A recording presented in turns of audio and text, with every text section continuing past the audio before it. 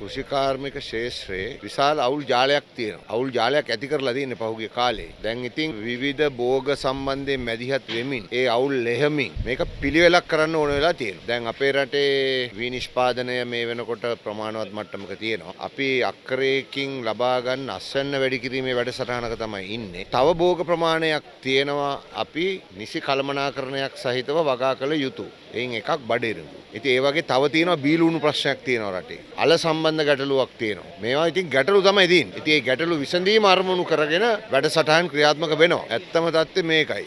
අපේ රටේ මේ වෙනස කරන්න අමාරුයි ගොවියොත් වෙනස් නොවි. ගොවි මහත්තුරුන්ව අතගගා හොඳයි ඔයගොල්ලෝ රජවරු ෂෝක් ජාතියට බත සපයනවා වගේ ඒවම කිය මේක වෙනස් කරන්න බෑ. ඇත්තටම අපි ඉන්නේ දැන් එක තැනක ඉඳන් වෙනත් තැනකට පරිවර්තනය වෙන කාලයක්නේ. ඒතර පරිවර්තනය වෙන කාලයක ස්වරූපය තමයි හොඳත් අහන්න වෙනවා නරකත් අහන්න වෙනවා. ඉතින් අපි මේ දෙකටම ලෑස්ති පිට හොඳ වෙනුවෙන් වැඩ කරගෙන යන්න. රජය වී මිල දී ගන්න ණය දෙන්නේ රජයේ සහතික මිලට වී ගන්න. එන ඔහුගේ වකීමක් එහෙම කරන එක සහ ණය ගෙවන එක. මේ ණය ගෙවුවේ නැති වුණාම ඉතින් ආයි බැංකුවලින් ණය දෙන්නේ නැහනේ.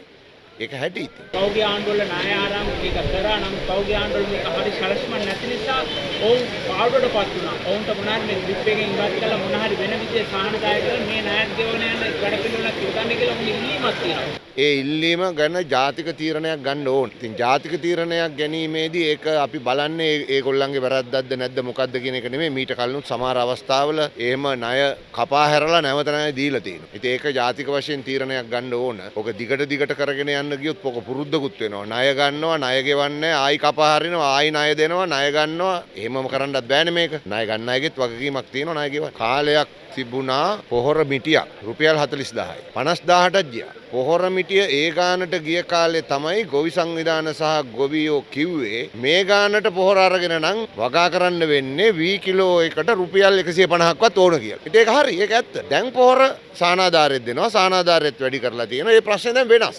ඒ නිසා හැමතිස්සෙම පිරිවැය ගණන් හදලා තමයි මේ ගණන් කියන්නේ. පිරිවැය ගණන් හැදීමේදී අපිට විශ්වාසවන්තම තැන තමයි රාජ්‍ය ආයතන එකතු වෙලා ගණන් හදන එක.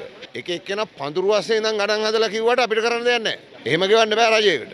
රජය මිල තීරණය කරන්නේ ආයතන ගණනාවක් ඒකාබද්ධ වෙලා. කෘෂිකර්ම දෙපාර්තමේන්තුව, පසුවස්වනු ආයතනය, ගොවි ජන සංවර්ධන දෙපාර්තමේන්තුව, අමාත්‍යාංශය මෙවැනි ආයතන ගණනාවක් එකතු වෙලා තමයි පිරිවැය ගණනය කරලා මිලක් නියම කරන්නේ. ඒක මදි කිව්වට කරන්න දෙයක් නැහැ. මොකද ඒක තමයි විද්‍යාත්මක සත්‍ය පදනම.